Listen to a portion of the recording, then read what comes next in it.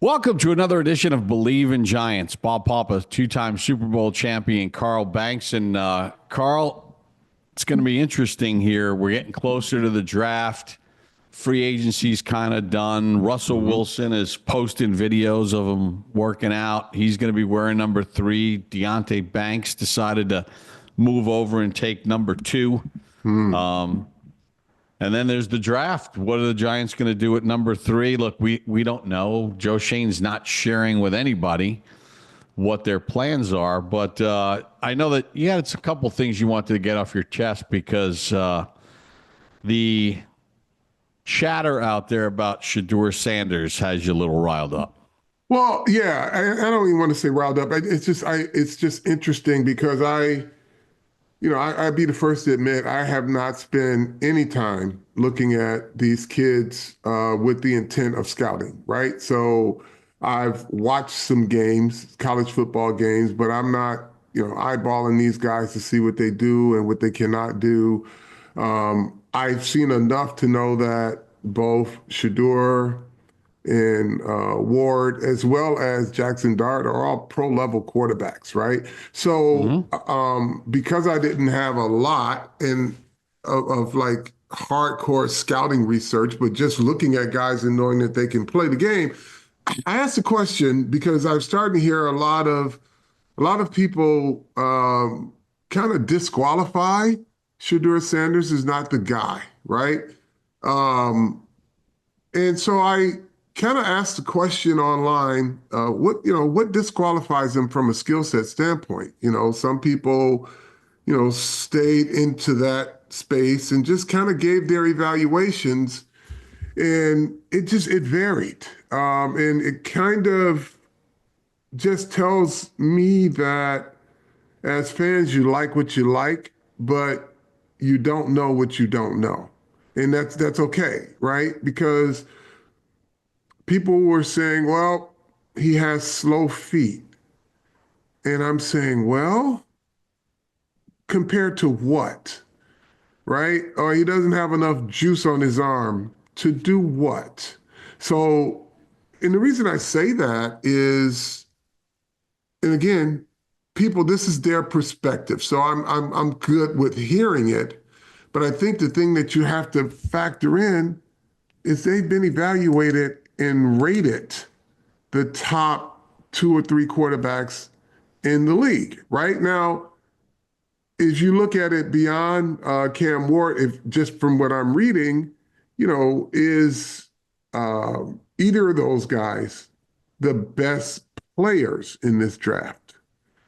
And that makes a difference. But it doesn't make a difference if you're not looking for a linebacker or a wide receiver or a running back, right? So you got a running back that's rated pretty high in the top 10.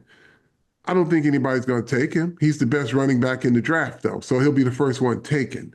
If you have the best 3 quarterbacks in the league and you need a quarterback, you take the quarterback, right? But if you're in a position, let's say if you are a team that's won a lot of games and playoff team, you pretty much can have your pick of the litter, meaning best player, literally best player available. And, the question I have with, as it relates to the Giants, is it best QB available or best player available? But to disqualify based on, things like his feet are slow or he takes too many sacks. He had a bad offensive line. That's why he took sacks.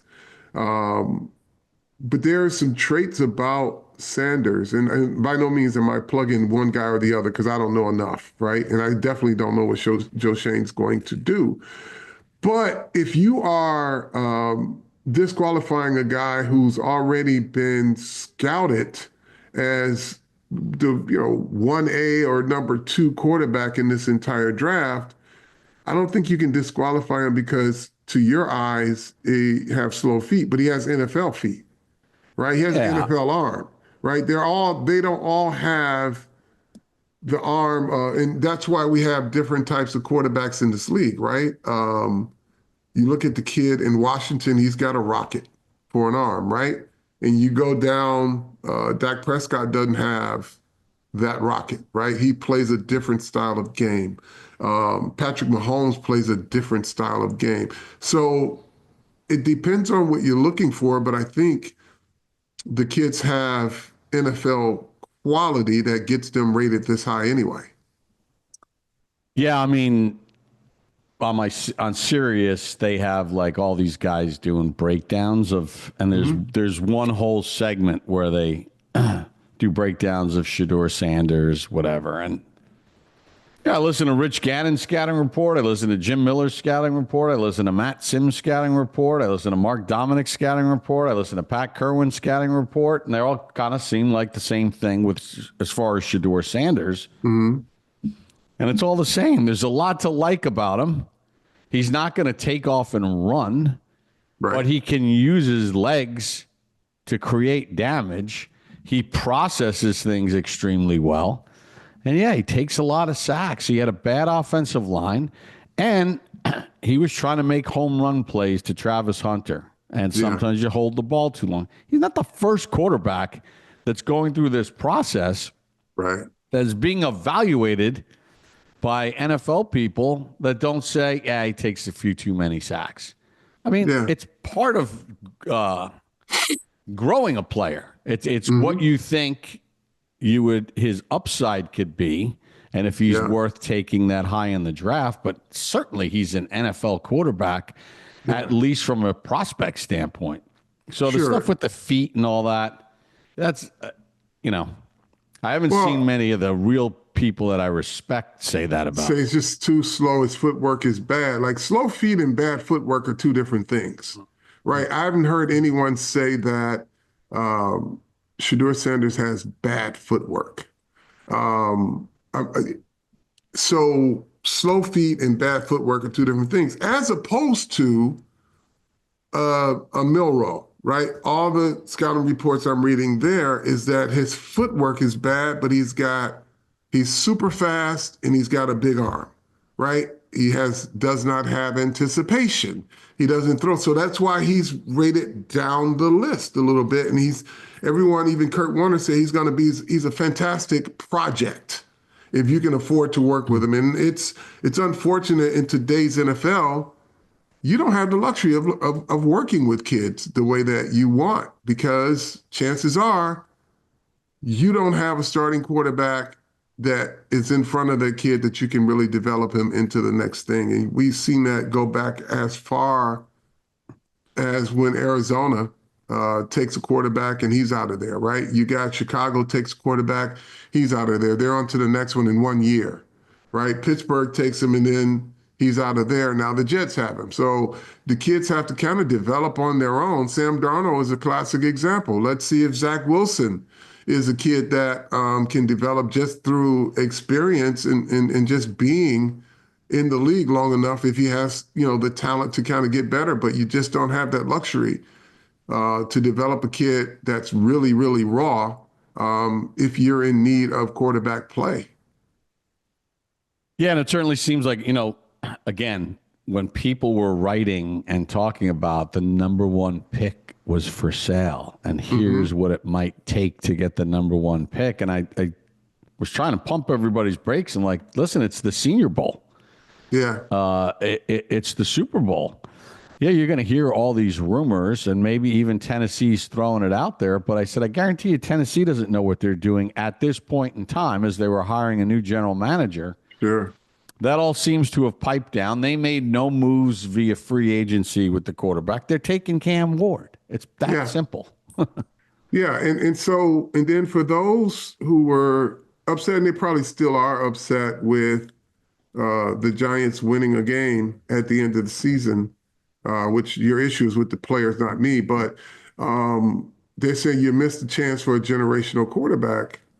Well, if you listen to Daniel Jeremiah, he said there are starters in this quarterback class, but no stars, right? So there's no sure thing just because you take the best guy in this class. And, I'm wishing them all the best. And they all should have all good careers. They're good enough to have good careers. And whether they're stars or not really depends on not their transcendent abilities. if you don't see those, but they can be stars if they have a good supporting cast around them. I.e., and this is no disrespect, Dak Prescott has always had a great cast around him, right? Does he have his limitations? Sure, you see it. That's probably why he wasn't a first round draft choice, but he's a star in this league. He's a guy that can win you 15 games, 12 games, 13 games a year. I would say that's a star. Yeah, well, prior to this past season, before getting hurt, I mean, he was part of a team that won 12 games every year for three Yeah. straight years. And he had some he had an off the field issue, I think, which dropped him a little bit. But our man Charlie Weiss was actually doing some consulting work for the Cowboys at that Okay. point in time. And he highly recommended Dak Prescott. They asked him to do evaluations of those quarterbacks, and he said, take Dak Prescott. He's going to be a really good player in this league. That Yeah. was his recommendation, just like he was nailed it on Jaden Daniels. He nailed it on Baker Mayfield. He thought, in the right spot, Baker Mayfield. Hey, listen, Charlie said last year that, in his opinion, the two best quarterbacks in the draft were the quarterback in Washington and the quarterback that wound up going to Denver, Bo Nix. Yeah.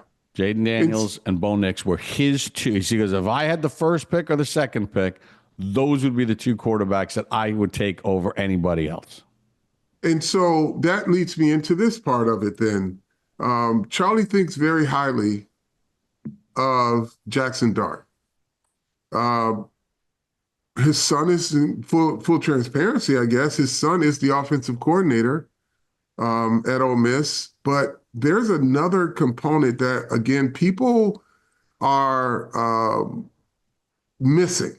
Because when I asked the question and someone said that Jaxson Dart didn't play in a pro style offense, you couldn't be further from the truth.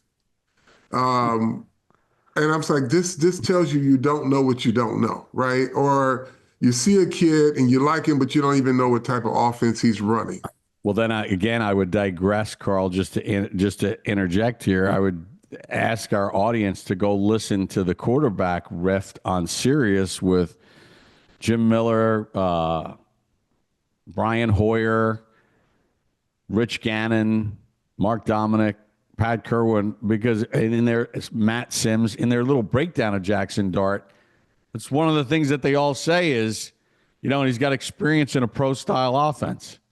So Yeah, and where are people getting this misinformation from? right. But there are only two in this class coming out that have played in pro style offenses. That kind of gives them an advantage of what to expect if they have the ability, what to expect as a pro and how to operate as a pro quarterback.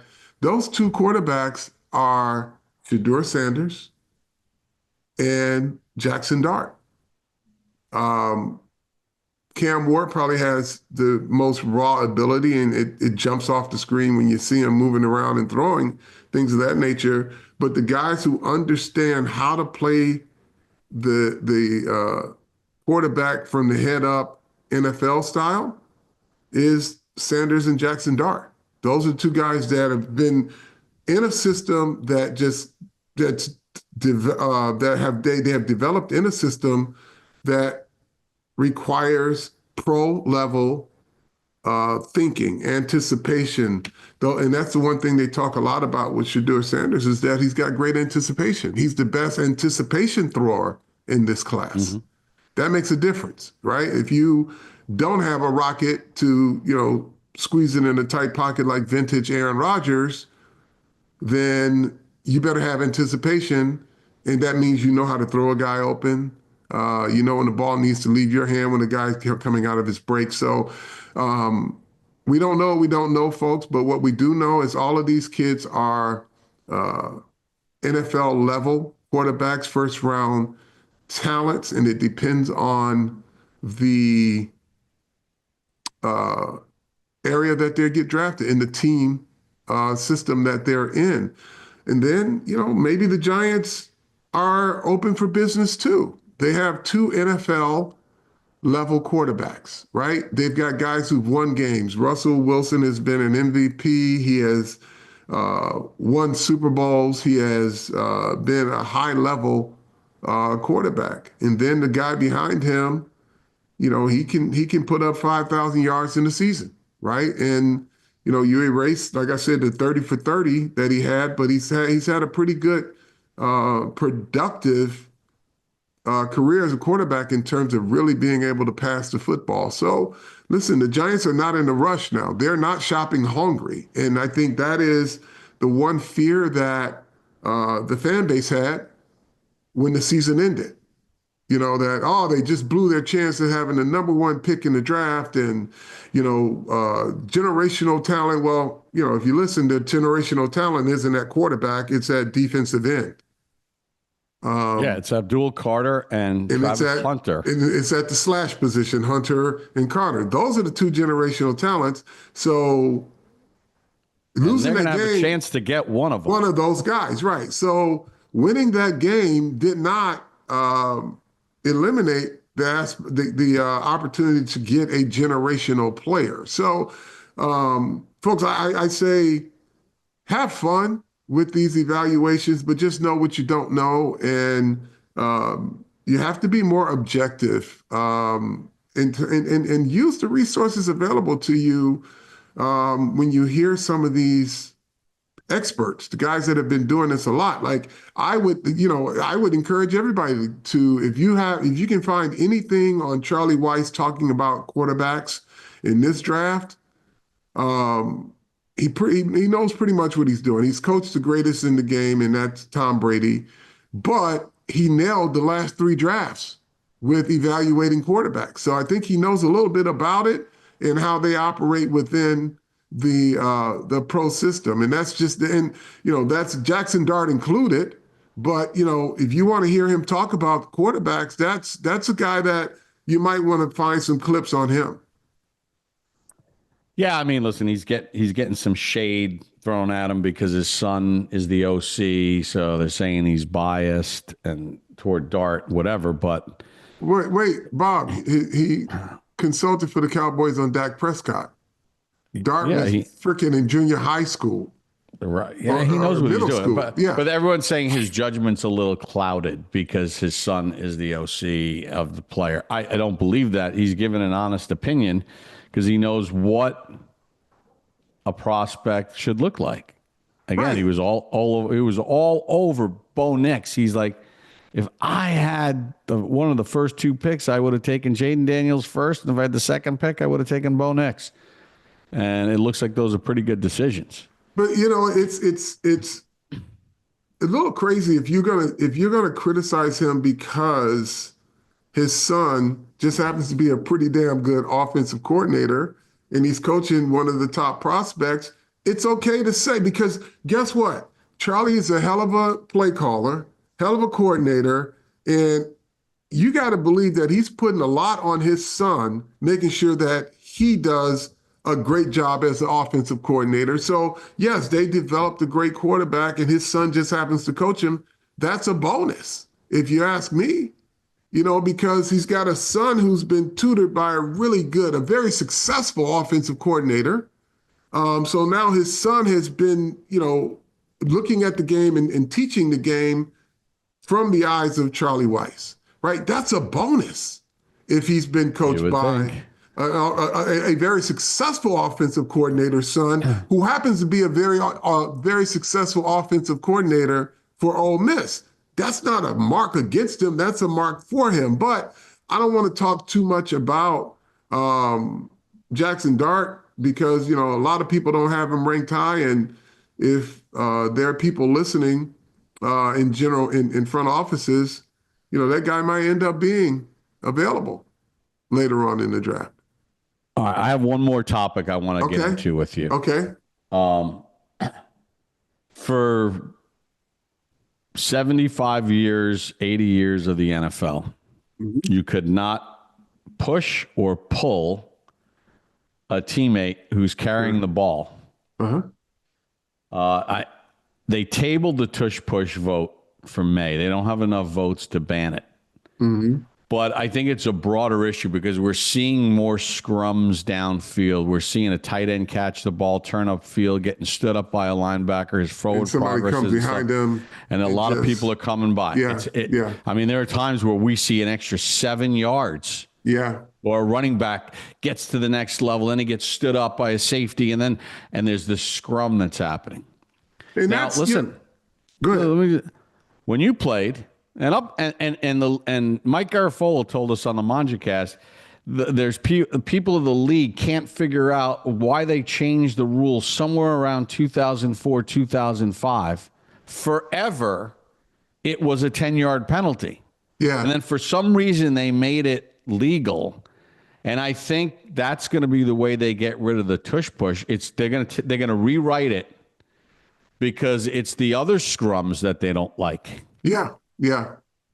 And the thing is, it would be okay if you're running downfield to peel a guy off of your block, peel a tackler off of your guy, but you're not even trying to peel a guy off. They're all getting behind the back and pushing him, and it's dangerous. But again, in these quarterbacks that I see on TV, they don't want to hear this. But I would do exactly what Washington did against Frankie Louvu. Yeah, every time, because if you want to change a rule, start hitting quarterbacks. Start hitting. It's a penalty to jump off sides, but you start jumping off sides and you start hitting the quarterback, and it's only 2 yards or 3 yards or 5 yards, whatever it is. Because they want to protect quarterbacks. So you instruct your defenders to jump over the line of scrimmage and hit a quarterback, because that's the one thing they banned, right? They banned jumping over the center on field goals, right? Can't even line up over the center anymore. So because people get hurt, right? I would just start sending people over the pile. I'm not advocating hitting a guy in his head, but I would hit the quarterback. I'd jump over and I'd hit the quarterback. Oops, offsides. And because again, when you have this whole tidal wave coming, pushing players against one defender, they're just getting trampled. Yeah, and again, for 80 years of the NFL, it was a 10-yard penalty on the offense. I mean, you see offensive linemen grabbing backs by the shoulder pad when they're at about the 2-yard line. I'm not even talking about the tush push. I'm just talking about other plays, or if a guy needs to get a first down and he's close, you'll see an old lineman or a teammate come in and push and tug. That was always illegal. For some reason, they made it legal in the early 2000s. Yeah. And I think it'll because you can't just ban the tush push. That's not right.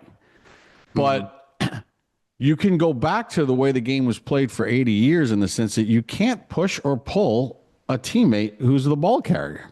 So now that eliminates all the other stuff on the field. Well, yeah, and they can afford to do that now that the game is more exciting offensively. They kind of ignored it when it was lacking offense. Now they've got a little more explosiveness. They made enough rules to favor the offense. They can go back to that rule and they can still have the most explosive plays in sports. Hey, I saw something. Did you guys just do a new deal with Starter with the Giants, or a new line or something?